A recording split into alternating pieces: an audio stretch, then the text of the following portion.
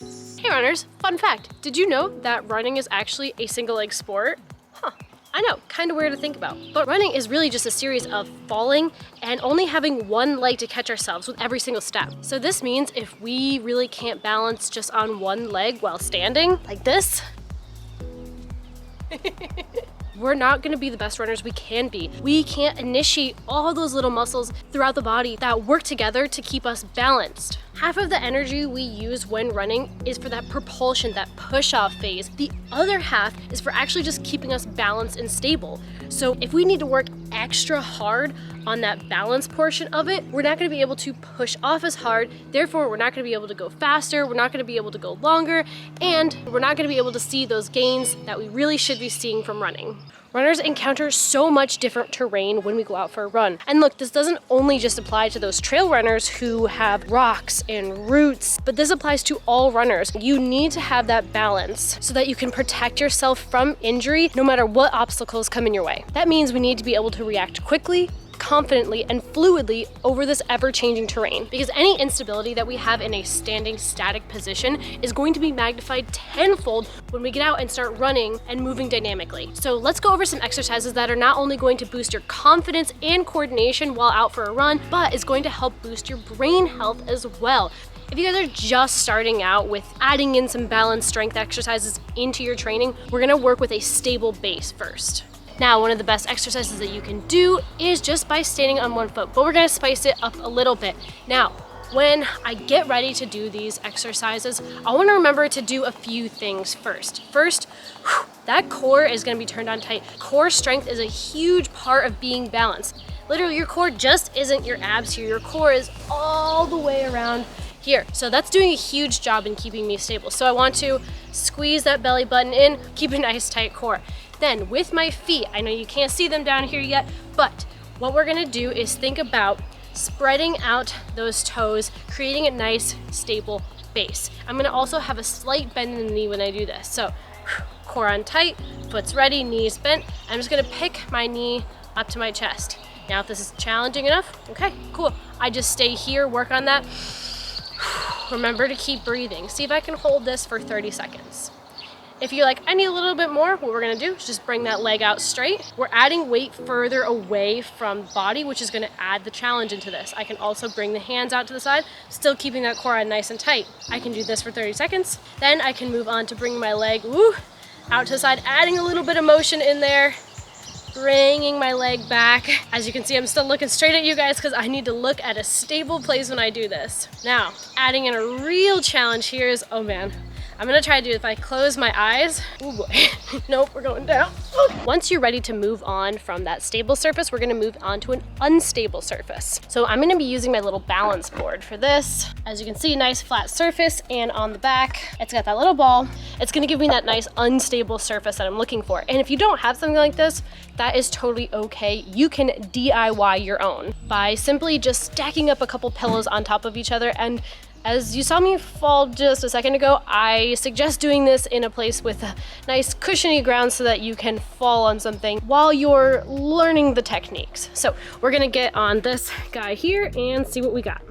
Okay, so same thing goes just as we were doing while we were practicing that single leg balance. I'm gonna be keeping this core on super tight. Setting up here before I start, I'm thinking about keeping those toes nice and spread out and a slight bend in my knees. Remember to keep breathing through it.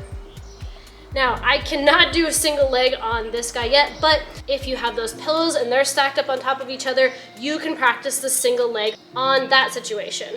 What I'm gonna go from here is I'm actually gonna try to get down in a squat situation. Once I have a little bit more balance here, once again, keeping that core on nice and tight. Coming down as far as I can, and working on going back up. I'm really feeling all of the little muscles in my calves and around in my hips activate on this. I know that they're really working here to help keep me balanced. Now, because my calves get so tired with this, I suggest trying this out for about 30 seconds, giving those calves a nice little stretch, move around a little bit, take some deep breaths, and hitting it again. See if you can do that 4 or 5 times through with a nice little break in between. So now we're gonna practice even more of a dynamic workout, because when we run, we're moving, right? So we need to practice that balance while in motion. So we're gonna be doing a skater jump. So I'm gonna find that balance and I'm going to bound to one side, landing on one foot, right? So I'm really focusing on the balancing and the landing here, propelling myself and catching my balance, bouncing back and forth. I wanna make sure that I come to a full proper land. I don't wanna just bounce back and forth, because that's not really focusing on balance, right? I got it, jump again. So this is gonna be the best way to practice not only balance and coordination, but that lateral side to side movement. This dynamic movement is really the best way to simulate actually running, because we're practicing that falling, catching ourselves, getting that good position, and then bouncing off and moving on quickly. Okay, so I've talked a lot about incorporating your core and making sure that your core is turned on to help you with all of these balance exercises, but if your core isn't strong enough to do that, then we have a bigger problem. So honestly, the best exercises that you can do to help strengthen your core while also working on balance is by getting into a plank. Okay, I'm making sure to tuck that tailbone underneath when I'm here. And as you can see, when I just picked up my hand to tuck my hair behind my ear, the rest of my body didn't move, right? So that is practicing that stability within the core, because if my core is not turned on, if I go like this to move my arm, I'm gonna dip my hip down to the side, or I'm gonna tip it to the other side, right? So one thing you can do is shoulder taps. Here, practicing transferring that weight, I'm really pressing down into this leg when this hand comes up, so the opposing sides. So I'm putting a lot of weight right here in this hand and both of my feet, tapping each side, practicing my body not shifting around back and forth. As you can see, something like this, or arm raises up in front of you.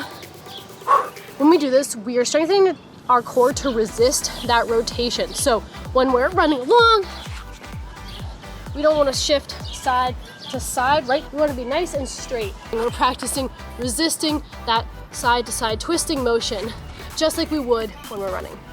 Honestly, one of my favorite ways to work on my balance is what I'm doing right now. And that is getting on the trails. You know, go find yourself some nice technical terrain, as you can see like this. Because if you can stay balanced out on the trails where you have to be hyper focused, that'll translate really well over to the road.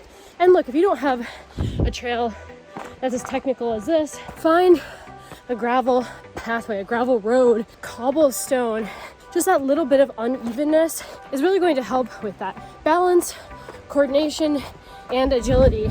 And all those things really come together. I'm also working on my core strength while doing this, because I need to stay upright while going up here. So if you can stay balanced and upright here, then you should have no problem staying nice and balanced while running on the road. I have to be really quick on my feet, because any wrong misstep could, lead to a fall or a twisted ankle. So even just practicing this at a slower pace and working way up, gaining that confidence out here is really going to be beneficial. A lot of times our lack of balance actually comes from our feet. So if you want to work on strengthening your feet, I have a whole video right over here, so go ahead and check that out next so that you can stay balanced on your next run. See you in there.